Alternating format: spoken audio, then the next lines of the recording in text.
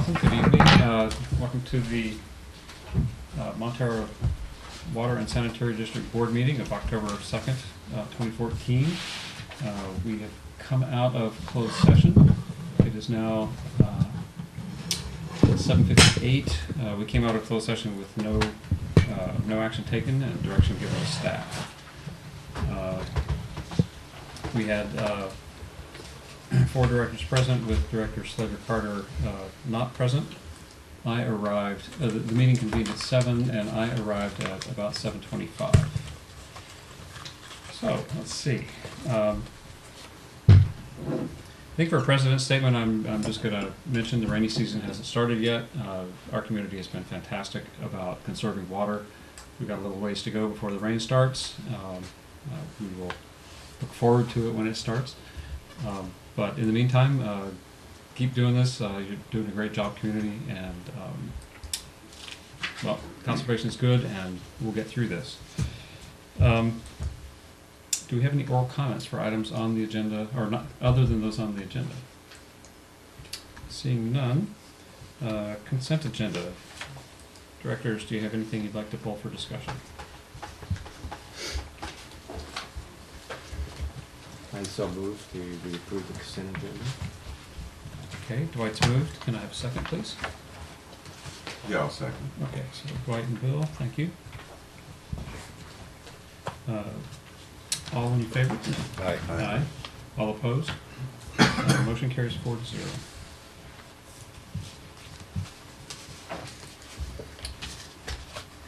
Old business item 1, review and possible action concerning sewer system management plan.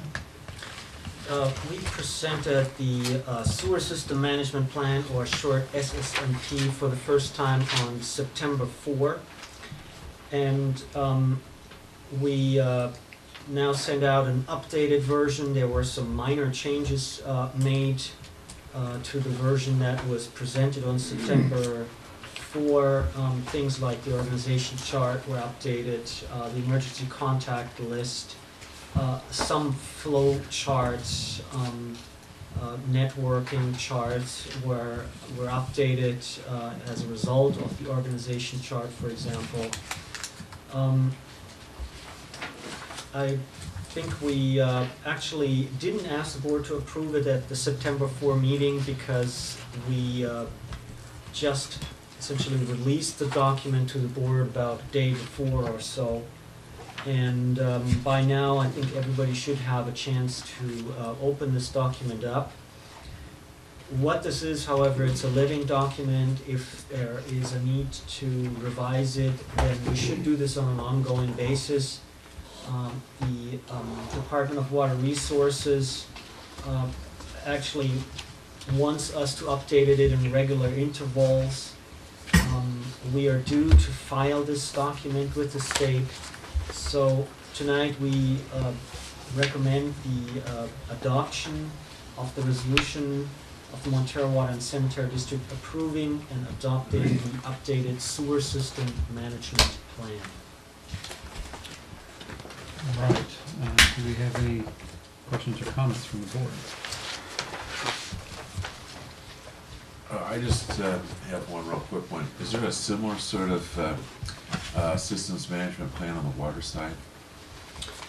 Well, we have several documents that probably combined make something like this up. Right.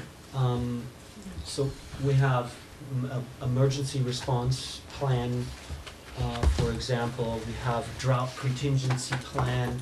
Things along those lines are probably combined. Mm-hmm.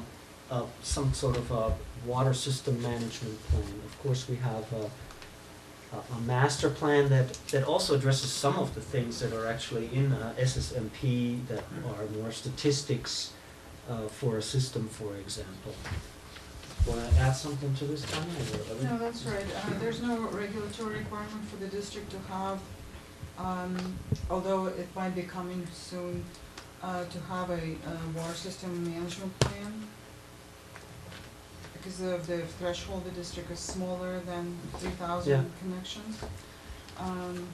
any system over 3,000 connections is required to have a similar document on the water side, but we really do have the documents. But the real impetus for on the sewer side is spills. Yeah. Yeah, okay. On the water side is conservation, which you have a contingency plan for that. Looks like there'd be some analogs, like instead of a spill contingency, you would have a leak Yeah. or a major pump failure. But some of this is, like, the maintenance agreement with Sam, unique to this side of things, but, and then some of this is clearly plays both sides, the organizational charts, a lot of the emergency contacts, all that kind of stuff, so. It's a good question. We have other, questions, comments? No, I just want to compliment your work. I think this is a good document. And it would be really nice, maybe once a year, to bring it up just for a check-in, but other than that, I'm good. All right. Thank you. So for this, this is being presented as a resolution. Can I have a motion for the resolution, please? Yeah, I'll make a motion. Okay. I'll second the motion. Bill and Jim seconding. So the motion is to approve the resolution of the Montara Water and Sanitary District approving and adopting updated sewer system management plan. All in favor? Aye. It's a resolution. Do we need to do a voice vote on this? Well, I just think you're four of us. of them. Dave? is We have to there- do a roll call. Do we have to do roll call for a resolution? Yes, I recommend roll call. Let's do a roll call. Right. Thank you. Director Harvey, Aye. Director Boyd, Aye. Director Wilson, Aye. Director Huber. Aye. All right, motion carries 4-0.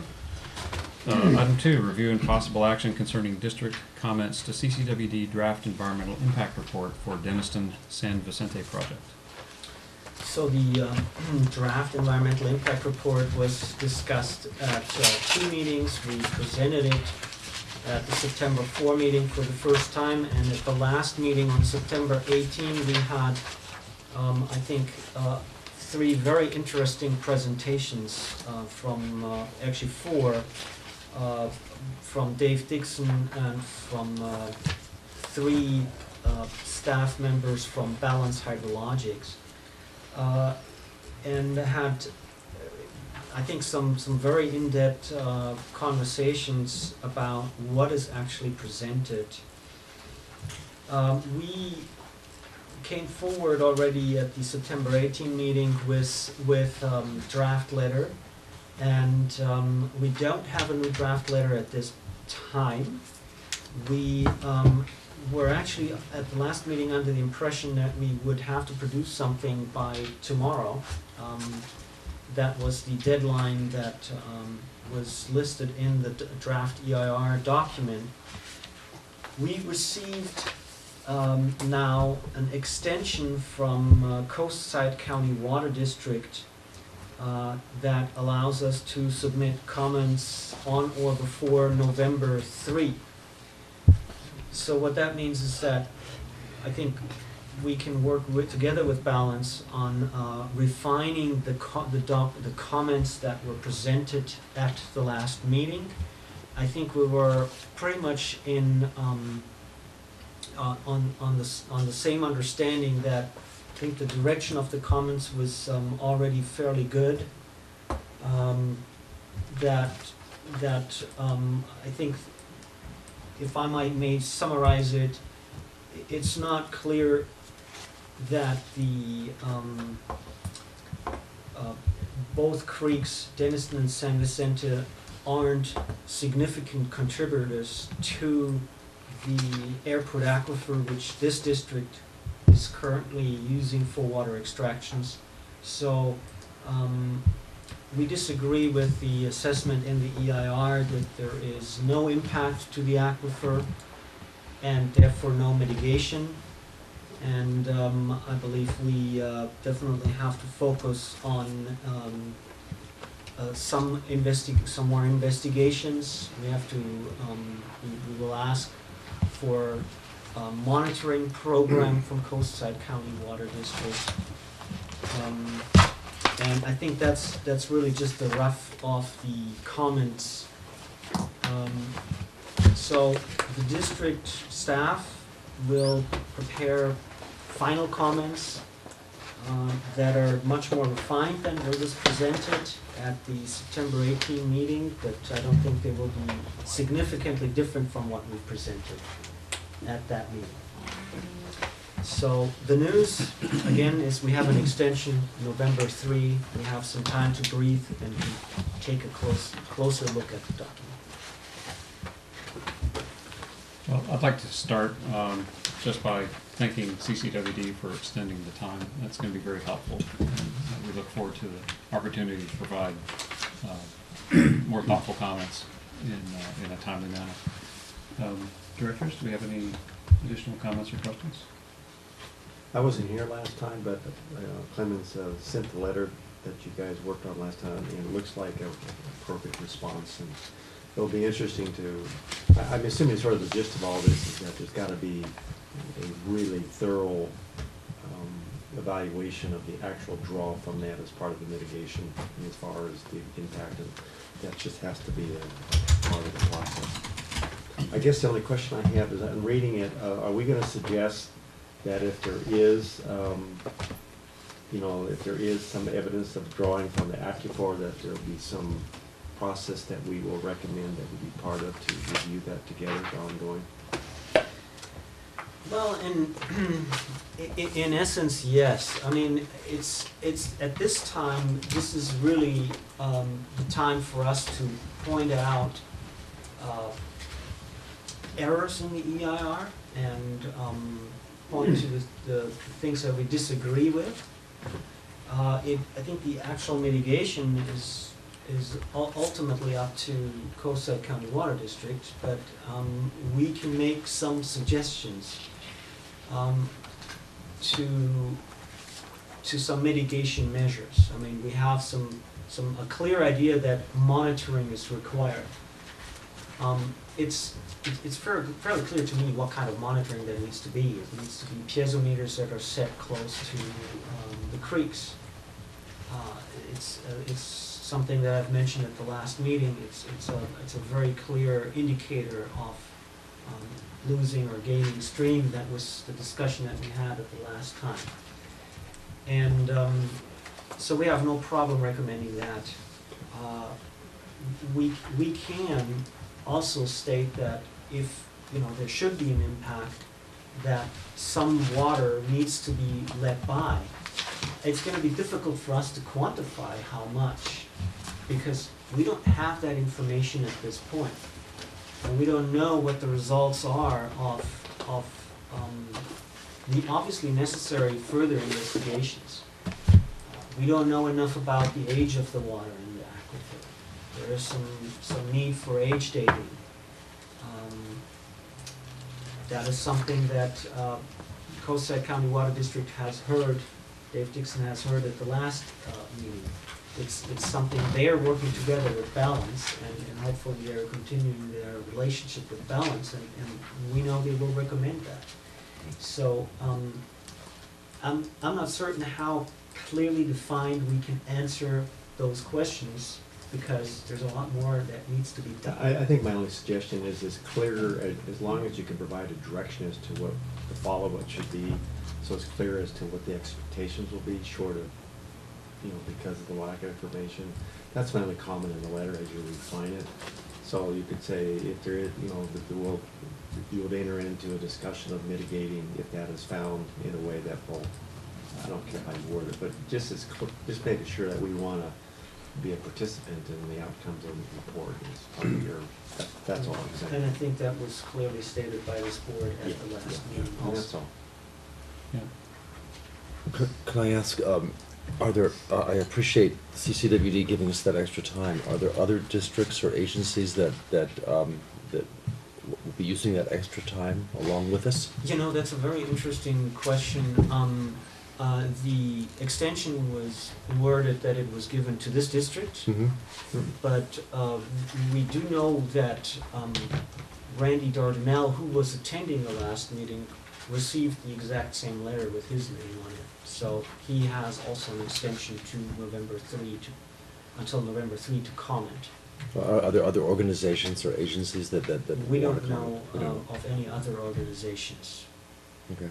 So we know of a private person, but we don't know about any other organizations requesting or receiving. Eventually, that'll have to be disclosed. I don't know if we can find out unless you informally check with the manager. but- It doesn't mean there isn't any, it just means we don't know. That's correct. Okay, thank you. Do we have any public comment? No? Okay.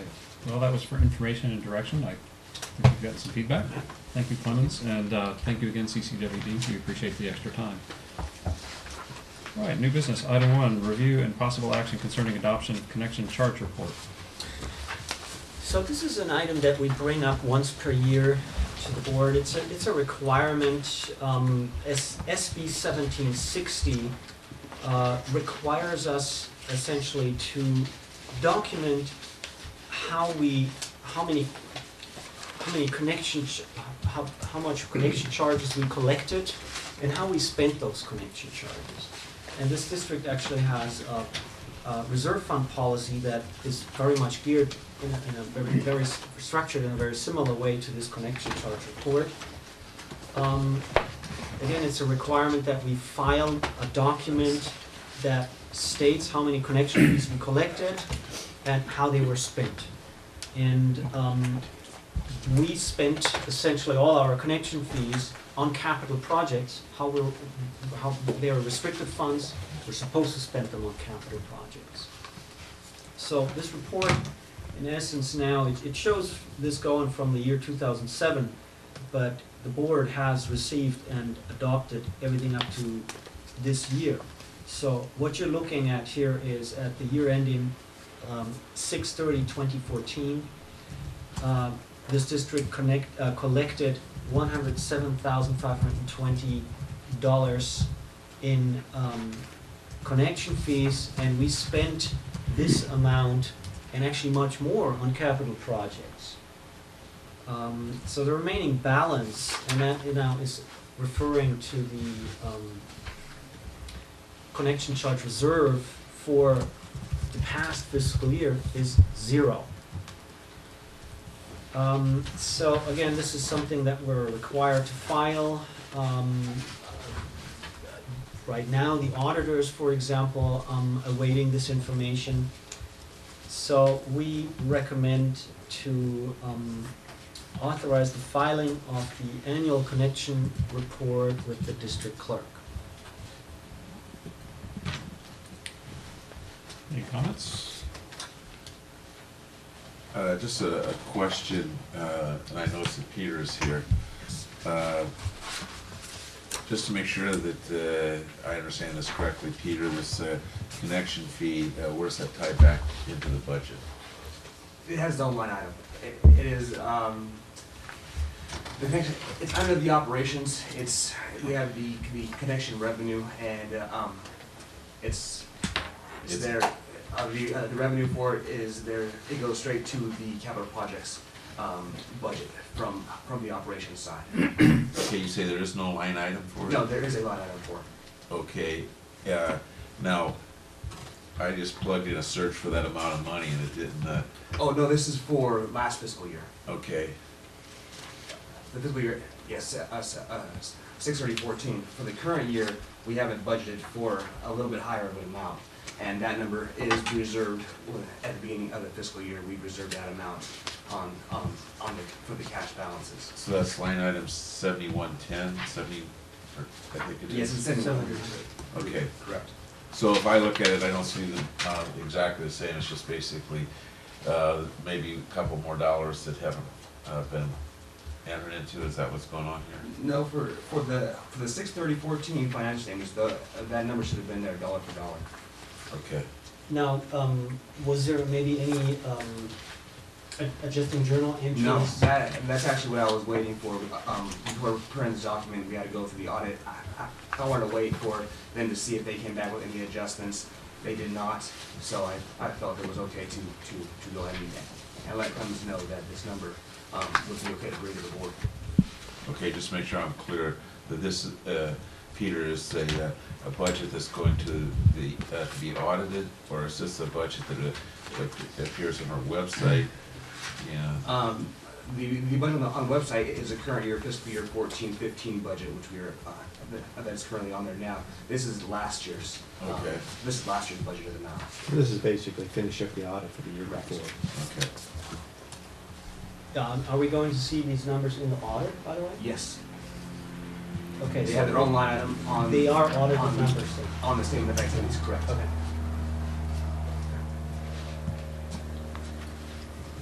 I would just note that the word government on in that first sentence. Oh, yeah, I see it. Yeah.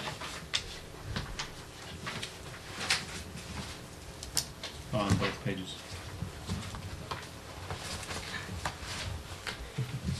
You sure you're not an attorney, Scott?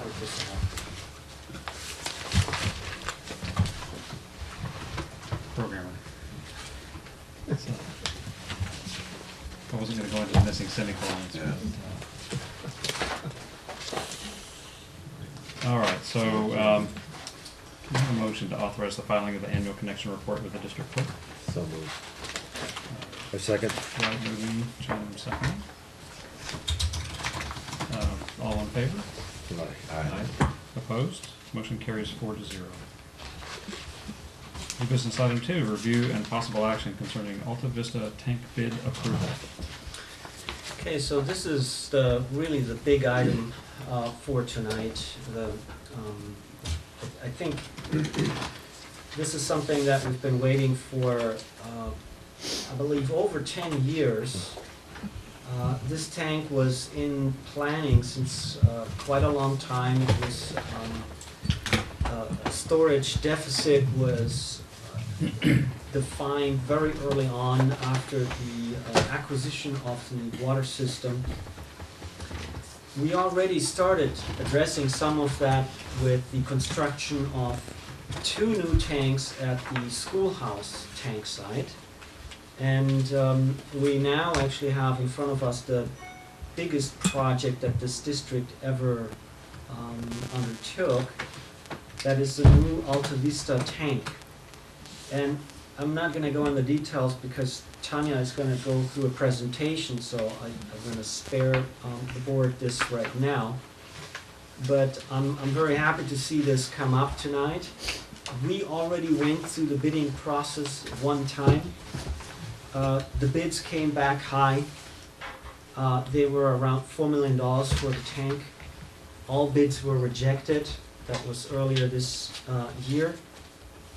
And we now have revised, Tanya has revised the tank design. She's going to go in detail into how she got this down and cheaper, the tank cheaper. We went out to bid again. We were actually very successful in attracting more bidders. And we now have an apparent low responsible bidder, Western Water Constructions, Inc., of $2,935,000. So roughly $3 million.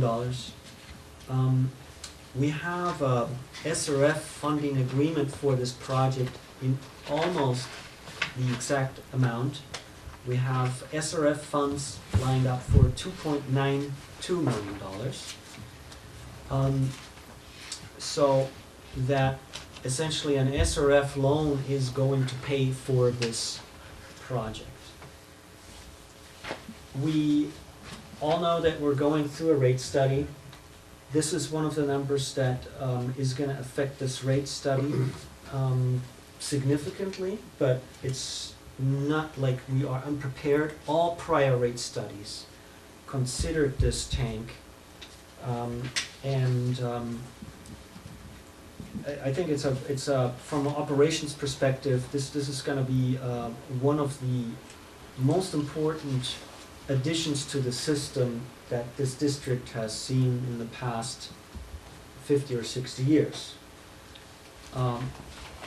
So I'm very happy to see this up again, and our recommendation at the end will be to adopt the resolution of the Montara Water and Sanitary District accepting the bid for the Alta Vista tank number 2 declaring lowest responsible bidder for said work, rejecting all other bids, approving and authorizing execution of agreement for said work, and directing return of security deposits.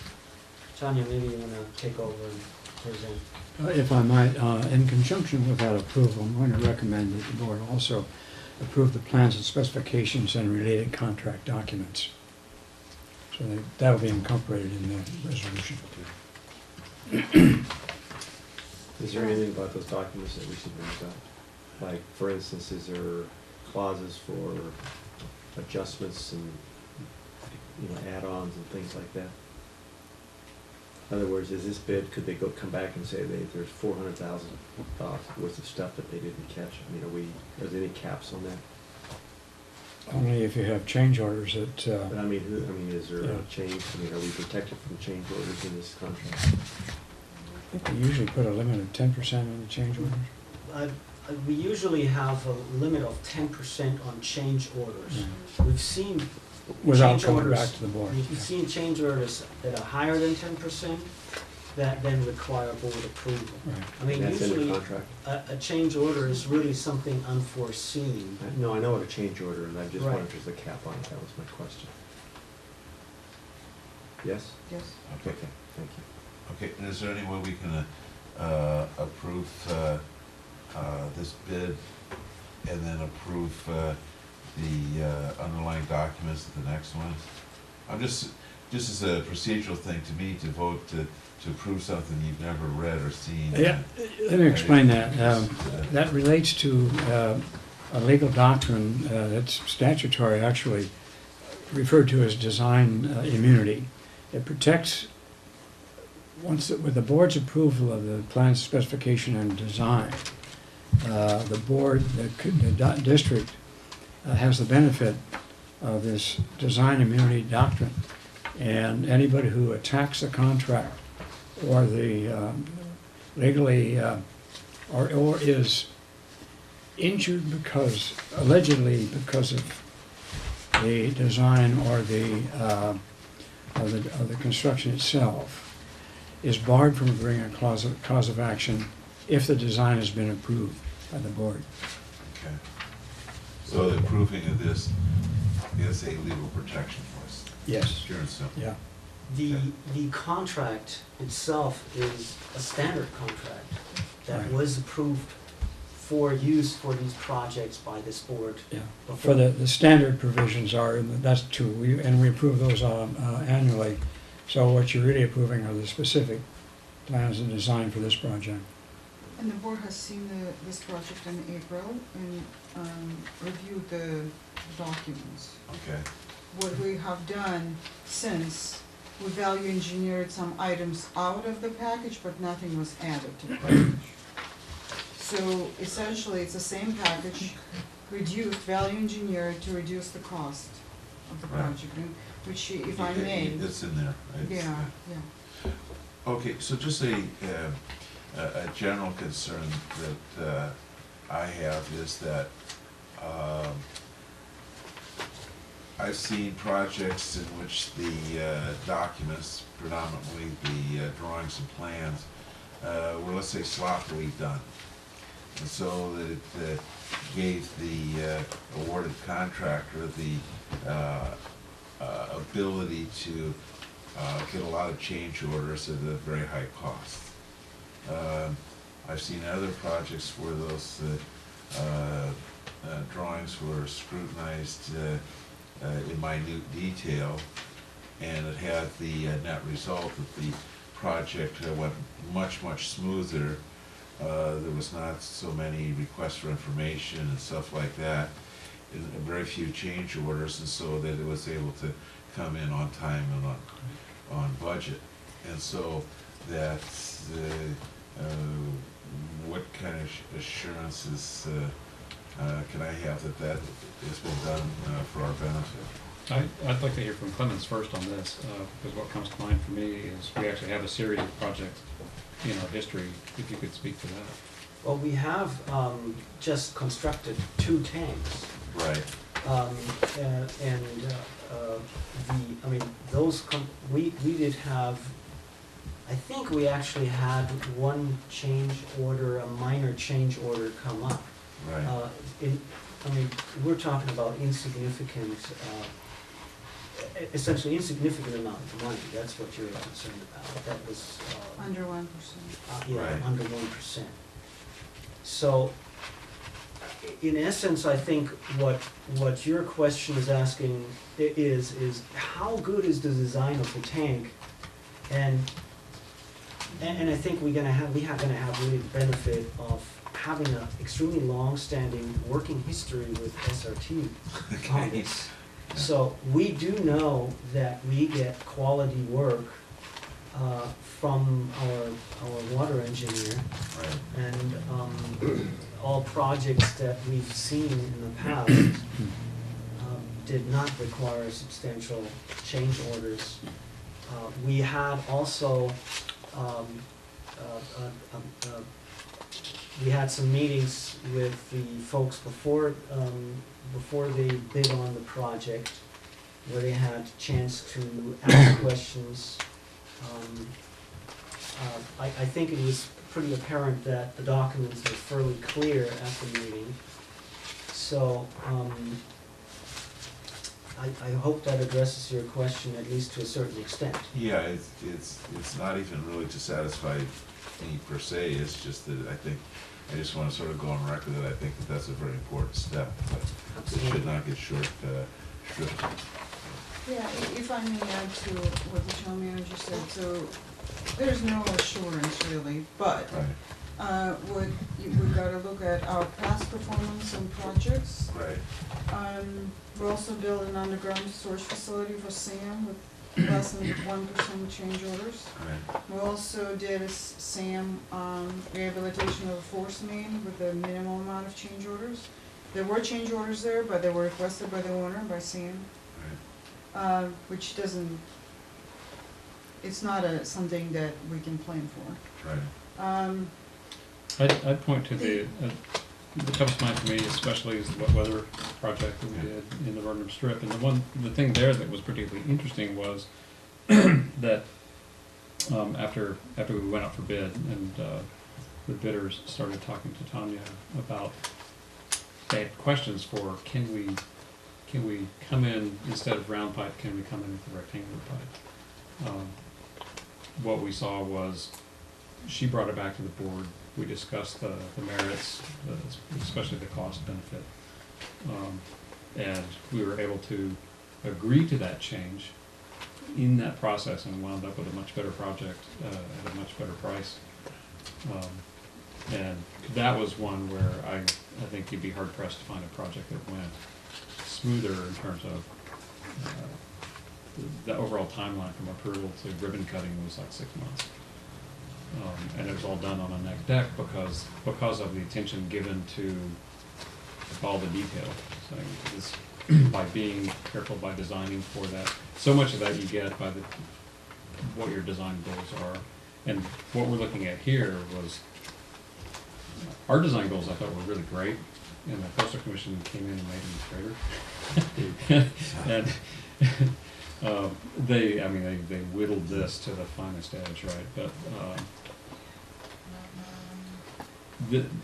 this kind of thing for getting a tank built, we've got 2 recent experiences with that. So here I would actually think that looking to past performance should offer some assurance. Well, yeah, with the exception of the fact that it's a very different tank. It's a concrete tank, and it's got a lot more berm work and stuff like that, right?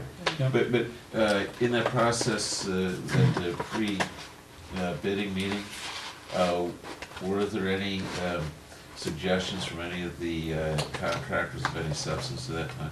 We took everything in, everything So they we could. did come up with a number of We things. actually solicited and, yeah. Okay. Bill, it's a very, I think it's a very important question that you're raising, it's Yeah. very important. And a lot depends on an engineer, you're right, but also a lot depends on the contractor. Right. Some contractors are more change order prone than others. So far, the references came back for the low bidder, very good references. Right. So, and there's another side of this, is the owner's oversight. The district is very watchful, and Julian is always present, Clemens is always present, we are always watching. So it's also the contractor knowing that they're being watched, Yeah. and reporting, and so also and so forth. All the submittals were requested, and DN Tanks, who's actually gonna make the tank, Mhm. is a very reputable firm. And the good news is all 5 bids had the same price for the tank. Right. So we do have good indications. Can I promise 100%? No. No.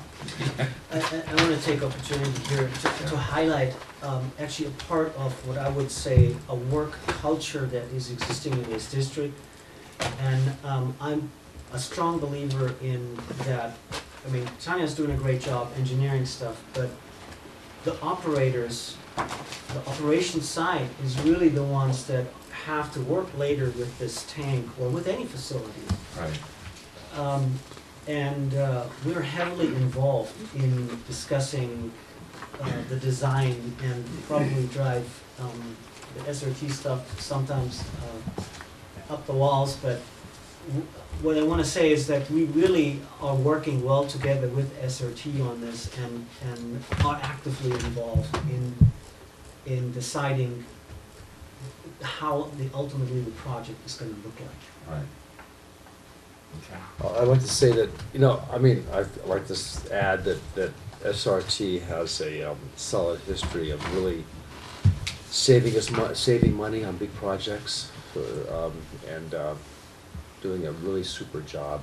She has done a great job before. Clemens and the staff have been participated in the MWSD projects and the SAM projects. She saved us a huge amount of money, Yeah. So I think we're in good hands. Do we have any comments from the public? Do you have any other questions from the board? We do have a presentation from Tanya. I have a think brief that's- presentation, That's just, important to go through. I It think should- it is a good project, if I may. Please. Sure. I think it's important for the audience at home, if nobody else.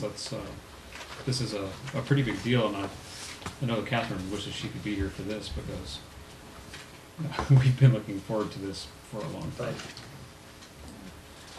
Mr. President, members of the board, well, thank you for allowing me to speak on this very exciting subject tonight. It is a project, like the general manager said, was 10 years in the making. It's the largest project for the district so far and for years to come. So we understand the sensitivity and importance of it. This board has been constantly asking, is this the right project? Is this the right site? And we have been analyzing this and coming back to this is the best site there is for the district for storage, for emergency storage, for fire storage, for operational storage, because it's the highest site there is. You own the land. It really is a beautiful site for this purpose. It is a beautiful site anyway, but it's a beautiful site for this purpose. In 2004, based on the information we had that wasn't collected by the district by the previous owner, we developed a master plan that recommended a 1 million gallon tank.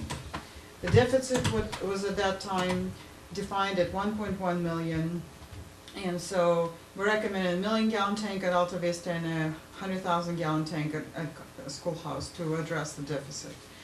The purpose was to have fire storage, to have 2 days of storage in case of a major seismic event, so the community can live off that tank for 2 days. And that was one of the major elements of the public works plan that we went through to the Coastal Commission. As I think the general manager mentioned, the Coastal Commission has added quite a few elements to the project. It wasn't planned the way it is shaped now, but it is what it is, and we move forward with the 1 million gallon tank. Now, during well, everything was happening, the community, was looking at the public works plan, the coastal commission was going through we were going through the approvals. The district has in the meantime collected quite a bit of demand and supply data, and the community also started conserving tremendously. You have seen year after year, the demands are dropping. The district has improved the facilities, so the leak history is the leak percentage is so much less. The district gained 20% in supply, basically, by conserving water. So in 2011, we had revised the master plan, and based on the now new solid data collected by this district, the deficit is estimated now at a little over 300,000 gallons. So we then recommended that a 1 million gallon tank was not necessary at this time, and the construction of the tank could be phased. You could build one tank, 500,000 gallons now, and then look at the situation, growth situation and demand for another 20 years and see when you want to build the next tank. And maybe it's beyond the 20-year horizon. Considering the situation, considering this community, how conserving water it is, that's probably beyond the 20-year horizon. And then we also looked at the cost and developed alternatives to compare the size, the material, and the site. The site was confirmed. This is the best site. It's on top of the ridge. And we also looked at a steel tank versus concrete tank. Unfortunately, because of the requirements that the Coastal Commission imposed on us, which is the height of the tank is limited above the ridge line, the steel tank actually turned out to be more expensive than the concrete tank, because we would have to build a steel tank in a big bowl, and around it build retaining walls to contain all the dirt, which makes it more concrete and more expensive than the concrete tank itself. The concrete tank will be partially buried, built into the hill, and so the retaining walls won't be needed.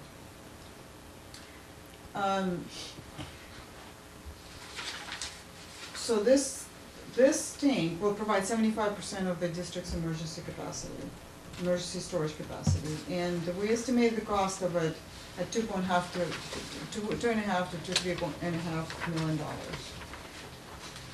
There's several elements of this tank that make it expensive. It's deep because of the height restrictions by the Coastal Commission. It cannot be above 18 feet over the ridge line. That's the rule in the LCP. The pipe, which makes the pipeline that coming in and out of the tank very deep, and that is an expensive portion of the project. And there's another thing, of course, that is happening, and that is while we're going through the motions of the public works plan approval, all the construction materials and everything going up in price. However, the district had the foresight back in 2006 to apply for the state revolving fund loan funds and received an approval, and this board has approved it last year, for $2.92 million. So this money is available. It's a 20-year loan. I mean, it's a loan amortized over 20 years. And the repayment on this loan will not start until a year after this board accepts the project as complete. So the district will have the ability to submit invoices to the state that is now administered by the State Water Board, and will start paying the contractor from these funds. And the repayment will not start until a year after construction is complete and accepted by this board. We released the project for bidding initially in the spring and received 4 bids. And they were in the 3.7 to 4.1 million dollar range. And looking at the bids, we suggested to this board, and the board agreed to reject them all due to high cost, and we value engineered the tank. It was painful, I must admit. The reason being, we had to raise the elevation of the tank base by 6 feet to reduce the earthwork, which makes the operations a little more complicated, so it's not ideal for your staff. So which means we had to put a little pump in. It's not a tremendous deal, but it was really much more elegant project before. It just made it much more expensive. We optimized the storm drainage system, making it less deep, and temporarily, for now, removed the solar panels, but made all provisions for them to be installed in the future, which we estimated the cost savings at $500,000 to $1 million. That's what we anticipated. So the project was re-advertised, and we bid again. The bids were received on September 23rd. 5 bids were received this time, and they ranged very tight bids, I'm proud to say, between 2.935 and the highest bid was 3.45 million. All good reputable contractors. We do require in the bid documents that the contractor has at least 10 years of experience doing projects like this. We checked the references, and the Western Water Constructors out of Santa Rosa was the lowest responsive and responsible bidder, and as far as we could tell, that is for this board to determine, of course, at 2.935 million. I have the detailed bid analysis as well, if anybody wishes to see it. And I would be happy to answer any questions. Was Western the low bidder the time before also? They didn't bid before. Ah, It was different. There were 2 contractors that bid again from the previous set. And they were in the mid-range. And we got 3 new bidders, okay. which is, it's a good thing. All in all, it feels good because we got more bids from different contractors, so the project received good advertisement. Right.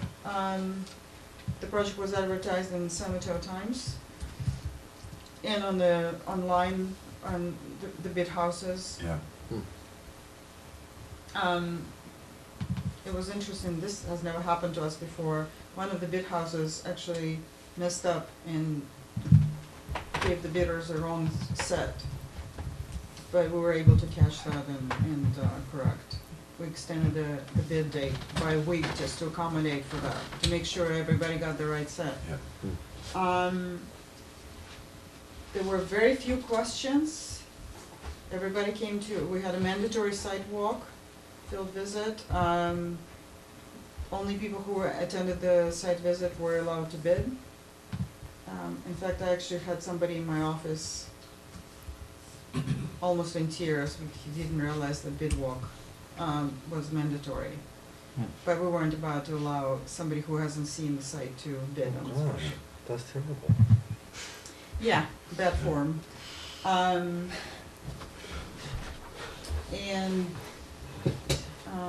So one thing to take from this is Tanya apparently is a bit of a stickler, so to our benefit. So One thing we know about the bidding climate, the concrete prices are going up, have gone up and continue going up. There's a lot of construction going on in the area. But in general, concrete tank is considered to be longer lasting than a steel tank. Oh, Yes. absolutely. Yeah. Usually the concrete tank, it's a good question, thank you for that. A concrete tank would win on always on a life cycle cost, on a 20-year cost, Yeah. on a 50-year cost, even on 20. However, in this case, actually, the concrete tank won on the actual construction cost. Yeah, Because of the retaining, of needing to retain so much dirt. yeah.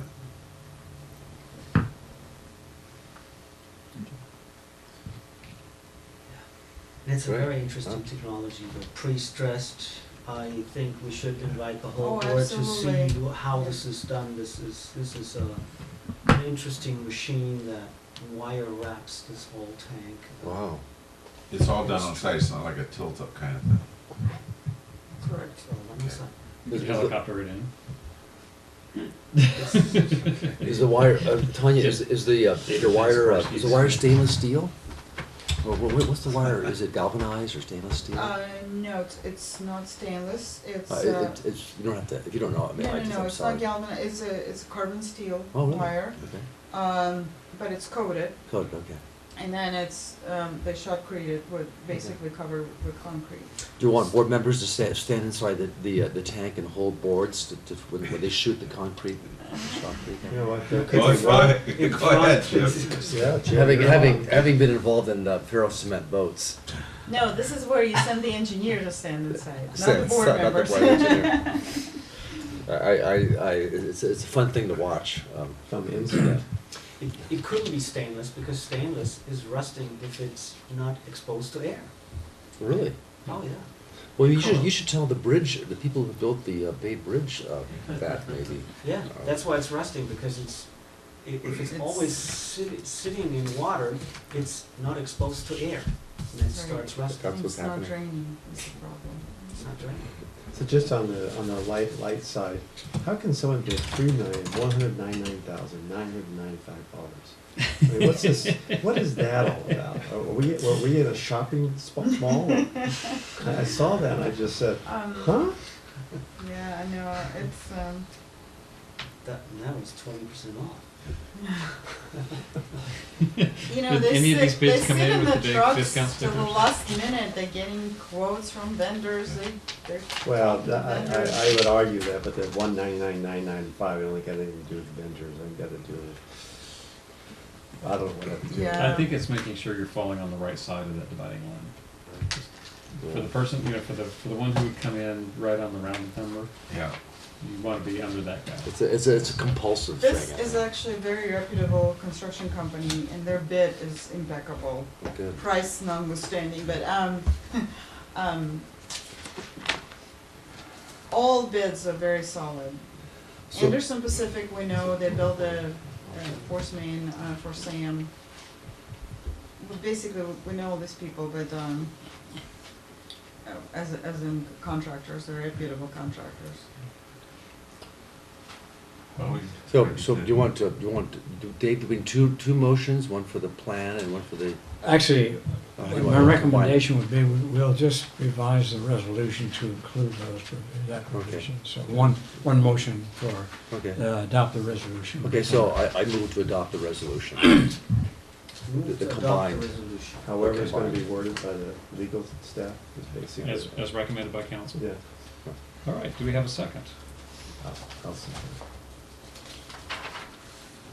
So moved by Jim, seconded by Dwight. I guess I'll just have to be content with voting aye on To this. be clear, It is a I can resolution, send the so, notice of award Oh, yeah, tomorrow. oh, yeah. Absolutely. well, let's see how the vote turns out. You want a drum roll? Could we have a roll call You want a vote, drum please? roll? Director Harvey? Aye. Director Boyd? Aye. Director Wilson? Aye. Director Huber? Aye.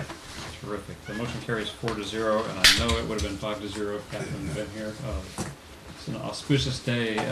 Do we have an ETA for the ribbon cutting? Actually, that's gonna be, next year.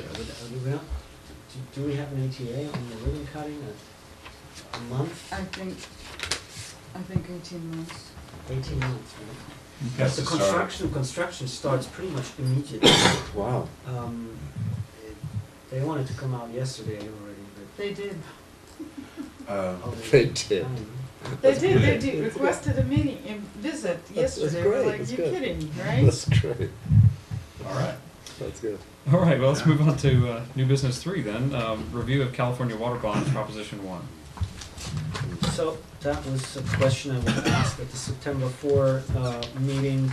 Legal counsel prepared a summary of the California water bond, Proposition 1. Dave, do you want to maybe summarize what is in your memorandum? Summarize the summary. Yeah.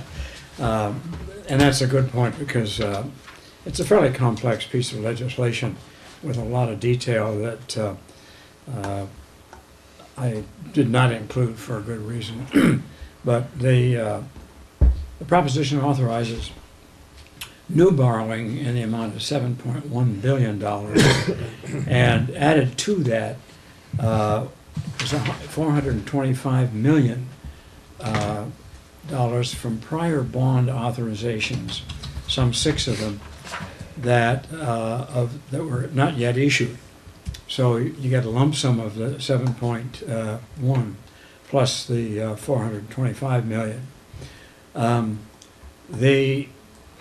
The essence of the bill is included in a new chapter to the water code, a new division of the water code, and called the Water Quality Supply and Infrastructure Improvement Act of 2014. It's mainly to implement 3 objectives of the California Water Action Plan: provision of more reliable water supplies, restoration of important species and habitat, and a more resilient and sustainably managed water infrastructure. There are certain conditions and aspects to it that, first of all, it expressly provides that no water rights heretofore acquired are affected by the bill. The limitation on use of the funds include a prohibition against expenditures to pay the cost of design, construction, operation, mitigation, or maintenance of delta conveyance facilities, that is, facilities that convey water directly from the Sacramento River to the State Water Project or the Federal Central Valley Project. You may recall that has a somewhat controversial, that subject matter has somewhat controversial aspects, and as a matter of drafting this legislation, those provisions were included to prevent the use of these funds for enhancing the delta transfer of water to the Central Valley and south. The only public agencies, nonprofit organizations, public utilities, federally recognized Indian tribes, and state Indian tribes listed on the Native American Heritage Commission's California Tribal Consultation List, and mutual water companies are eligible to apply for the funds. The funds may not be used for eminent domain to acquire property. That's not a terribly unusual clause. We've experienced that before in funds that we've used from our state projects. That doesn't mean you can't acquire property. It means you have to use other funds. You can't use these bond funds for acquiring property. An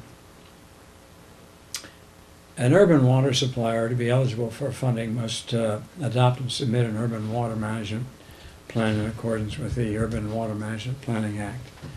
I think Tanya mentioned before that we don't necessarily have to have one because of the size of our organization, but we have a master plan that essentially covers the same territory. So I don't see that as an issue with respect to the use of the funds. And again, in summary now, the appropriations or allocations go as follows. Water quality improvement projects, $520 million.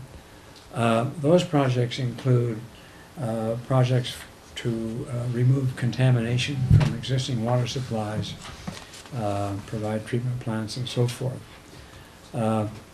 Ecosystem and watershed protection and restoration projects in accordance with statewide priorities, $1,495 million.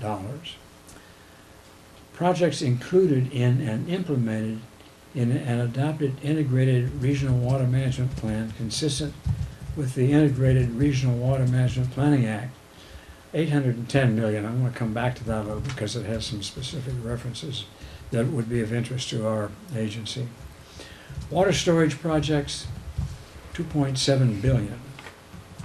There's another aspect about that I'll touch on a bit later.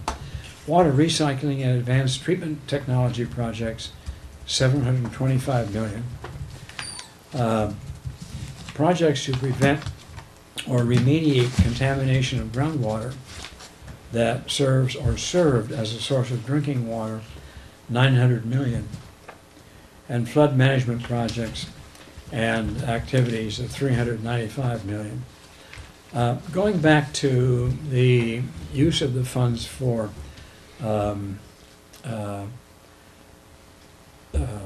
infrastructure and construction for water storage and water supply. The bill requires, first of all, that to improve regional water self-reliance, the water infrastructure systems include, but are not limited to, addressing sea level rise and so forth. Now we're talking about $810 million. In selecting proposed projects in a watershed,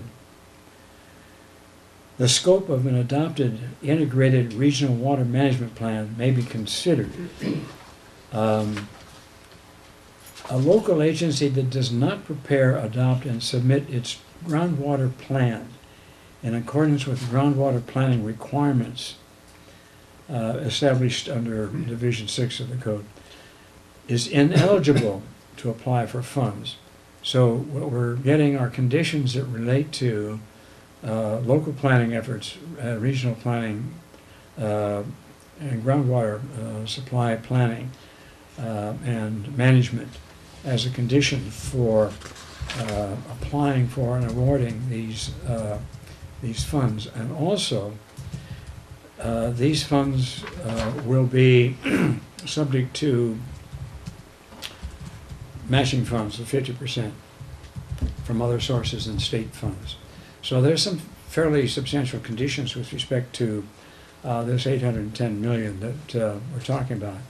Moreover, the bill refers to water use efficiency and water conservation uses, and then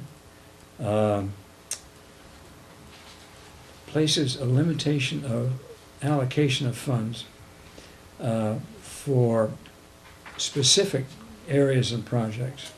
So of the 810 million, 26.5 million is allocated for North Coast Hydrologic Region, 65 million for San Francisco Bay Hydrologic Region, 43 million for Central Coast Region, 98 million for Los Angeles subregion, 63 million for Santa Ana subregion, 52 million, 52.5 for San Diego subregion, 37 million for Sacramento River.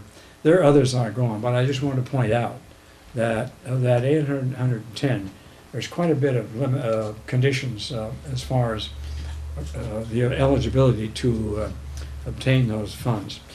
But it is interesting to think in terms of this issue and the potential for acquiring funds in the context of the Groundwater Sustainability Act, which we talked about last meeting, because they're going to be meshing, I think.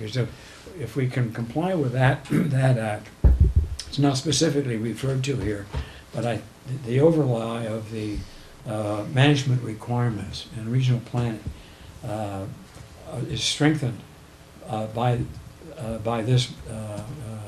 the allocation requirements here under this bill. So that pretty much covers the quite a detailed bill. There are arguments pro and con. This is no surprise as far as the ballot measure is concerned. I just touched upon the official ballot. The arguments for the bill focus primarily on the need for a reliable water supply, cleaning up contaminated groundwater, environmental protection. Arguments against, the best I could ascertain on that, was mainly directed towards concern about building more dams for water storage. So I think there's an environmental overlay. Excuse me, there are a lot of other sources of arguments out there, and there'll be more of them coming out as well. But that pretty well covers the area that I want to bring to your attention.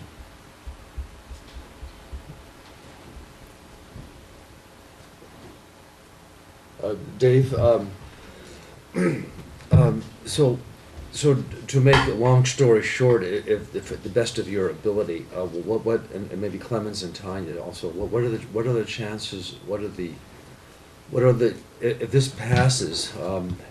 Do we, from what you said, do we have a good chance of getting more money from this? Yeah, this bond? at the risk of sounding as though I'm getting into a policy area, I'm not. But I think it's a good question in terms of probabilities. First of all, it's a long-range plan. I mean, it's going to be a while before this. First of all, they're going to sell the bonds, and then they've got all these priorities to take into consideration. But taking into consideration the Groundwater Sustainability Act, which I think has a direct interest to this agency, as we touched upon last time, taking that into consideration and implementing that on a sub-regional basis here, I think would enhance this agency's opportunity to get funding from this this particular bill. Okay. Or In fact, I think it as would just greatly explained, enhance. we only can get the funds if we have a groundwater management plan in place. Yeah. Okay. And then my other question is, the bill specifically states that it excludes, that it's limited from construction of the tunnels from Sacramento to the, but yet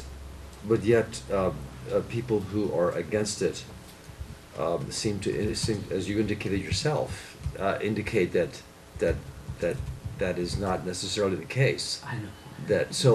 Is it, is the Delta Tunnel, what's the word, not Delta Tunnel? Peripheral canal. The peripheral Yeah. canal. Right. Is the peripheral canal really excluded or not on this, from what You you can know, see? Or is that I don't debatable? want to go there. Okay. I honestly, given the controversy involved with that, I wouldn't be surprised from the legal standpoint that you're going to see some arguments along the line and the possibility of somebody trying to push a project Okay. in that direction. I think there have been political assurances that won't happen, but as time goes by, attitudes change, and Things could change even after the bond is passed. The bond can be changed. I mean, the only way you could change this bill would be go back to the voters. Voters, okay. That's right. The voters Well, have to change. So it is locked in. It's locked in its present language if it's approved, and the only way you can change it would be to have another proposition that would amend it. Well, the environmentalists are generally against it. U.S. Fish and Wildlife agencies and private agencies are against it. Sierra Club is against it, and I just but on the other hand, we may benefit from this. So it's a difficult, for me personally, it's a difficult thing. Right. Okay, that's all. There is a fair emphasis, and I didn't get into that, but a fair emphasis on environmental protection. But that's a double-edged sword. Every project has an environmental effect, one way or another. So it's a matter of judgment as time goes by. I mean, the other position, of course, this state has a bad history of doing absolutely nothing. And one could argue that doing absolutely nothing in a situation as dire has its own problems, so. Yeah. Well, doing absolutely nothing environmentally is sometimes not a bad thing either. As environmental Nothing times supervisor. nothing equals what? And, well, I'm just saying that. Since we're now in the board discussion, I'm not going to be shy about some political talk here. If you look at what we've done as an agency, we've had to address some very real constraints with money, with water, with ancient infrastructure, and we've taken a very conservative approach to conserving our resources, all of those things, and doing the necessary things to allow us to be efficient and reliable in what we do. I'm concerned, and I've got some reading to do on Prop 1. I've done some, but I've got more to do. I'm concerned that this is simply kind of a fast track to guarantee long-term that vast quantities of water continue to be shipped from one part of California to another, rather than addressing the real problem that we've got a lot of water demand in an area that has no water. And it seems that rather than addressing the demand, they simply just want a faster pipe. And if that's what this really boils down to, I can't support that. That doesn't reflect in any way, I think, the values that we as an agency for years have been applying here locally. Understand what we've got, live within our means, make some of the hard choices it takes to make that work. So that, to me right now, it looks like the rebirth of a peripheral canal, and if just because it has a lot of ornamentation on it and a lot of things to get a lot of people excited about it, I am looking carefully at who's supporting it. I'm surprised to see a couple of organizations supporting it that I didn't expect to see, so I'm gonna have to go see what their justification is. But you can see a whole lot of big support from the people who will benefit from building the project, and I get that, that makes sense. But the state has this really bad habit of saying, well, just bring all the people and we'll figure it out somehow. And there comes a point where, this nation grew great as it consumed resources, as the populace moved across the country and found vast resources to consume. And then we went about 150 feet that way, and it got really wet, and we went, there's nowhere else to go to get our resources. So then we started to realize everything that we've seen is all that we've got. And it takes a while to shift a society to understand. But I was born in Europe, in a very tiny country that had very tight boundaries, and there was no expansion or vast natural resources to consume. So that country got very frugal, and water and land were treated like the rare commodity, not the infinite supply. And so to me, it's kind of extra noticeable to see the mentality that says, well, we can just build some really big things and we'll fix all our problems. And, in this year of drought, we need to be making planning for what happens if we get this for, like earlier in this last century, a 15-year drought. Having a big giant pipeline to keep moving more and more water.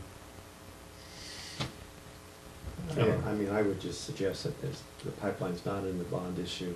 I also would suggest that we be really careful about where we're at and where the Central Valley's at, which is in much more dire straits than we are. And I agree with you, this is not a perfect bond issue by any stretch of the imagination. I just fear that if we don't attempt to at least pass a compromise bond issue with its problems, and we let things go as it is going now, if you think we have a crisis today, just think 3 years from now. Oh yeah, no, but that's exactly what I'm thinking. Like I said, I've got some reading to do because I find some interesting supporters and some interesting opponents, and sometimes you can look at it and see how they line up, and you can get a pretty good understanding where it is. This one's more mixed. Yeah, it is. I think it's very mixed, and I'm very suspicious, and I think that Governor Brown, being one of the authors of this bond, I'm having his history with the Bay Bridge, and the previous the Browns with the previous peripheral canals, being from LA, I'm very suspicious of this bill, and I wanted, like Scott, I agree with what Scott said, I want to look into it more too. Although there is a general concept that somehow we're shipping all this water to LA, but the vast majority of the water, 80% of it goes to Central Valley and Imperial Valley farmers, doesn't it? Have you seen the Central Canal? Have you been there? I went through the Central Valley just 2 days ago, and there's signs all over the place about, but basically most of the water does go to agriculture, and so that, does this impact water going to irrigation districts for agriculture? Well, the Central Canal is full and flowing at maximum, and the valley is drying up. It doesn't make sense. But the San Luis Reservoir is really low. Yeah, but what's the reservoir just over the Tehachapi's? That's full. Yeah. Well, one thing LA has done really well, relatively speaking, they're in better shape from a storage standpoint than many, just from the actions they've taken in the last 10 years. What's that big lake called, the big reservoir called? I can't think of the name of the reservoir, the huge lake. Oh, you're talking about, I don't know which one you're talking The about. big one, right over the top of the hill, at the Tehachapi Hill. Anyway, I'm sorry. No,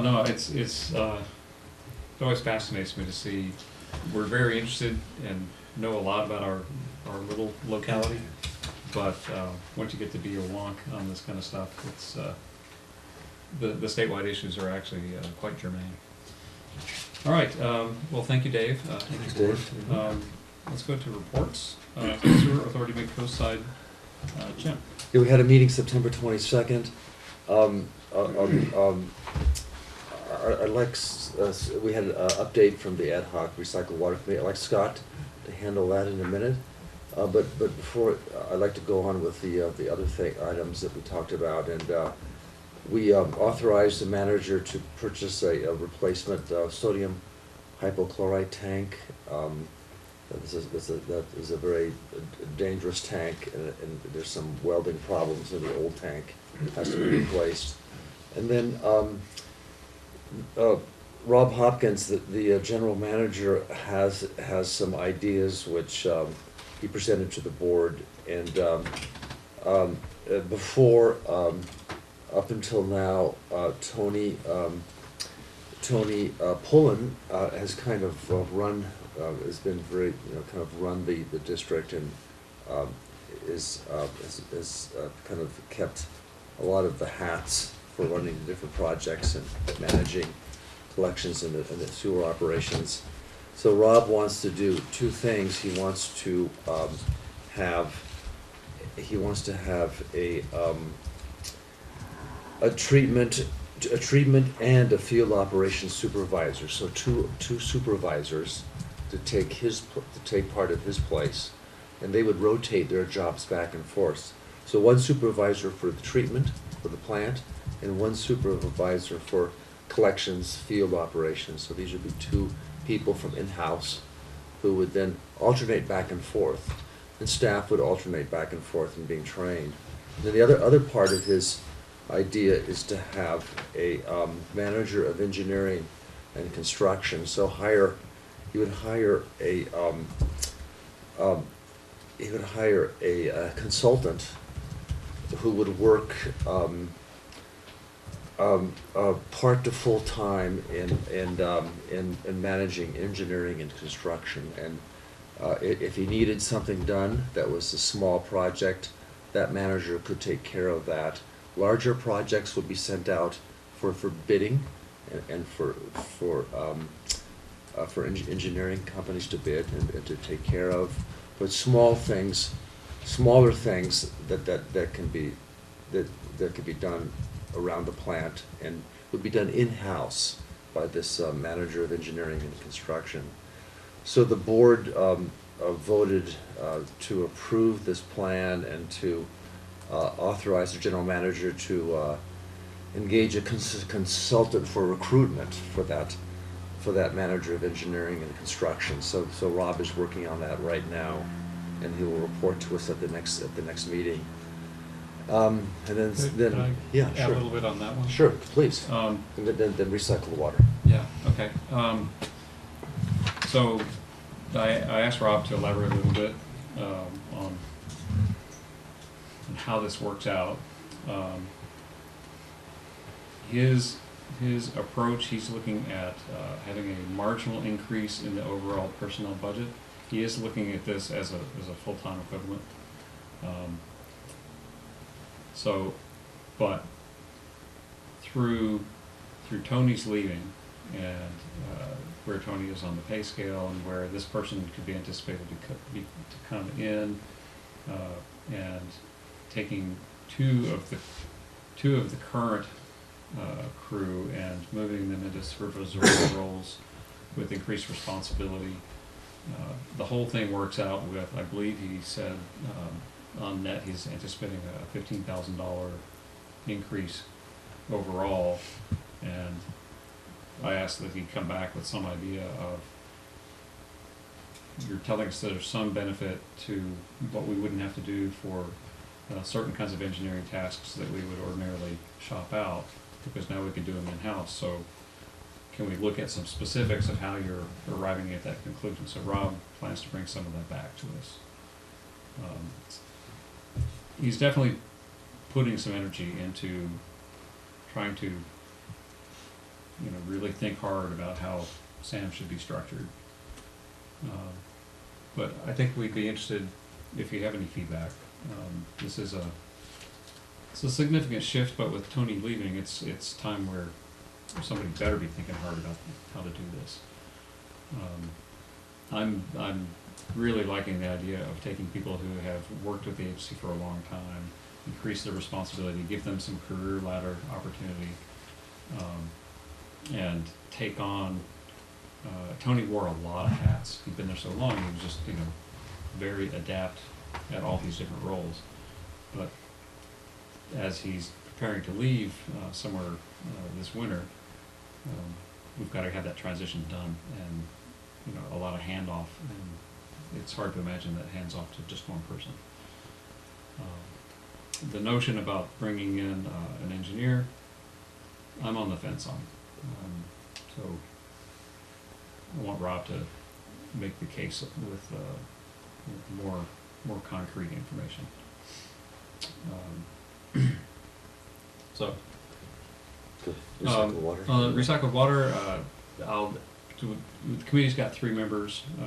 We were trying to get a principles of agreement or understanding in place for SAM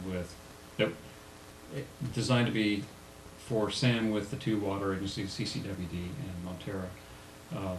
2 of the 3 committee members, myself, I'll just put myself out there, we didn't get our homework done, so we're going back to get our homework done. And we had 2 different ways of looking at it. One of the committee members thought we should go with the CCWD original draft. The other 2 of us thought that we saw a lot of value in the work that had been done at SAM back in '09, trying to revise it to get the interests of all 3 parties as well represented as possible from the get-go, so we didn't have to sort that stuff out later. But there's a little more language because of that, so we were going to try to prune that down a bit to what we really need. So we'll have that done. And we have a meeting on Monday, and it was my understanding that was supposed to be kind of a clarity document, that was supposed to be kind of a guide and a simple and fairly to the point, so I'm assuming. That was definitely the request from CCWD. Well, no, that was what we all agreed to at that meeting, but that was my understanding Well, of it. let me draw some delineations here, because I think this is something that one of the reasons why the last meeting we had with the water agencies, it was a 2-part meeting. One was with the water agencies, and the second part of that meeting was with SAM's committee alone, so we could make sure that we're considering SAM's interests as SAM's interests. And we want to keep it simple, but the request that was made from CCWD was quite plain. It was, take our document from 2009, it's very simple, let's just get this done.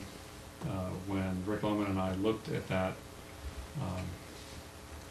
at first we thought sure, but as we looked at it, and especially as we looked at the revisions that Sam had gone through back in 2009, some of the claims about complication and unnecessary stuff,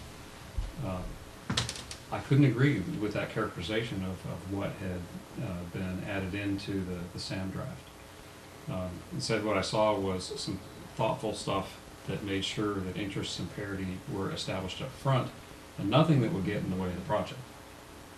But if we don't assert some of these things about the interests and the parity, we can get into it later, and the last thing you want to do with an agreement like this is leave something out that later could become a point of contention. Well, I agree, but I think the challenge for Monday is revisiting the foundation of what we agreed to, because I know I and the two of us that were not working on the agreement left it with the idea it was going to be a fairly clean and simple document, with the understanding that if we ran into some complications or any issues that are bound to come up in a project like this, that they would be addressable as we went forward. So I think Monday's meeting is going to be very important, that we readdress the foundation of what I thought the five of us went out with. So hopefully what we'll do on Monday is readdress that and get ourselves on track in a way that we're all collectively, because I think everyone wants the project. I think everyone was agreeable that we wanted to keep it going forward, and with the hope that we wouldn't compound it with, I mean, I understand due diligence, because we all got to do that, but I think at the same token, we run the risk of getting ourselves entangled, and I'm hoping that we just don't do that. So I think Monday will be an important meeting for us to clarify that. I agree. Let me just caution, if in no three-way agreement should you ever have one party draft it and the other two just take it. Well, I'm not. That's not sound. That's not sound. I'm not suggesting you do that, but I'm just saying that I think the spirit of what we all talked about needs to be clarified again, so we're all on the same spirit, which Right. I think we can do. And then maybe the other thought might be is just have another read from the two that weren't part of the draft. But whatever we do, I'm fearful that, I just don't want to see it get entangled. What I'm proposing, and we've got a little bit of work to get there, but what I'm proposing is that let me give you a specific. In the original draft, there was really no consideration for depreciation and replacement. That just wasn't part of what was anticipated, but Sam will have that responsibility. So Sam had better make sure that what we agreed to in principle has that concept somewhere embodied in this principles agreement. So that's just one that made its way into the subsequent drafts that Sam was preparing back in 2009 to take back to CCWD. The money dried up, the economy went south, there was no point in going there. But it was never the wording in the draft, and it has been said, and it's just not true, it has been said that the draft that Sam was working up was somehow the thing that made this thing fall apart. Well, it couldn't be further from the truth. It never went back to CCWD. Right. The money went away. So again, Scott, I think everyone's in the right mode. I think everyone wants it to happen. Right. I don't think anyone's quibbling with where the money dried up. I think the issue right now is, and maybe if possible, before we meet Monday evening, if you guys are prepared to send that draft out to the two of us, if we have the opportunity to read it, that would be very, very helpful. And If we can get there, well, that's gonna be tough. even if it's not perfect, it would be better to have it incomplete to see where the theme of the work is versus, you know what I'm trying to say. Yeah, no, I agree. So, What I would really like to do is take off some of the rough edges on that thing, and then bring it back and say, okay, water agencies. And I recognize wearing multiple hats, right? But trying to really play the Sam role in this in particular, bring it back and say, here's what we think. Is there anything here that's going to be a sticking point? Let's talk about it. But I think we can afford to do that. I think we can sit down and look it over and. yeah, no, I'm in total agreement with you on that. I think we're close. I think if you guys could submit whatever your work is at the time, sometime midday on Monday, however imperfect our final is, I think it would help the conversation Monday night. So as much as, If we can get there. I as mean, much there's- as you can. There's three of us to try to No, coordinate. no, it. no, I understand. And let me just be real plain, and I apologize there, and I'll apologize now. I have been extremely busy with work, and Rick Lohman has likewise been extremely busy, so we're fighting to find the time that it takes to do this well. That's just the reality of life right at the moment. So we're gonna do what we can to have something ready for Monday, but Great. I'm not gonna overpromise on that because I can't change the Yeah, pressures at and work. again, I'm just reemphasizing, I'm not suggesting you throw yourself all over, that'll be up to you, but more importantly, what I'm asking for, even if it's not totally done, Mm. get it out. And at least we can see the theme of the work, that's all I'm asking for. So, do what you can do, and then fire a draft of some sort, so we can have a discussion that night, however imperfect it is, that's all I'm asking for, so, if you could. Okay, go ahead, I'm sorry, Scott. Oh, no, Okay. that's what I have. Do you have more? No, I'm done, thank you. Oh, I'm done too, okay. Mid-Coast Council meeting, we don't have our usuals here. Hearing no Mid-Coast Council meetings, CSDA report, Director Slater Carter's not here. CCWD and CCWD committee report. Clemens, go ahead, please. Okay, so I think actually we already reported at a prior meeting from a meeting with North Coast County Water District. I also, I think, reported that I had a follow-up meeting with the managers, at which we essentially decided to try to meet as a with all three parties in a group. There is a concern from Coastside County Water District side. I think it would be the proper procedure would be that this agency meet with Coastside County Water District first to pose officially the question if we can essentially pull North Coast County Water District into this group. This hasn't been really done, but of course they are very aware of this. So Dave Dixon is essentially going to get back to me on either meeting times with Coastside County Water District or an okay to figure out a meeting time between the three agencies. So I'm still waiting for his signals, and I probably should have send a reminder out. Send it in push. Okay. Attorney's report. Nothing to report. Director's reports. I know this sounds very sad to you all, but I will be in Europe from October 13th through November 7th.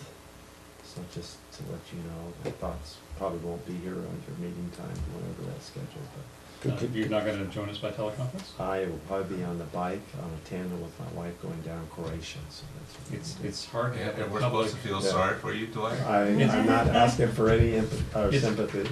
I was gonna suggest, I just saw Paul's picture on the wall, and I recall, I believe he attended our board meeting once from, on board a ship, another time from Egypt. And on the Siberian Express, what do you call that train that goes across Siberia? And I think he was in Trans- China once. Trans-Siberia.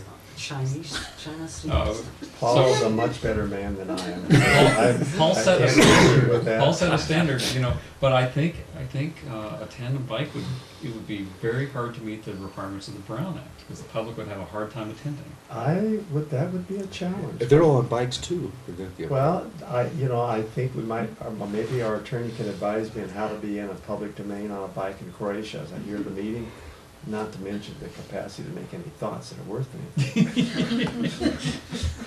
All right.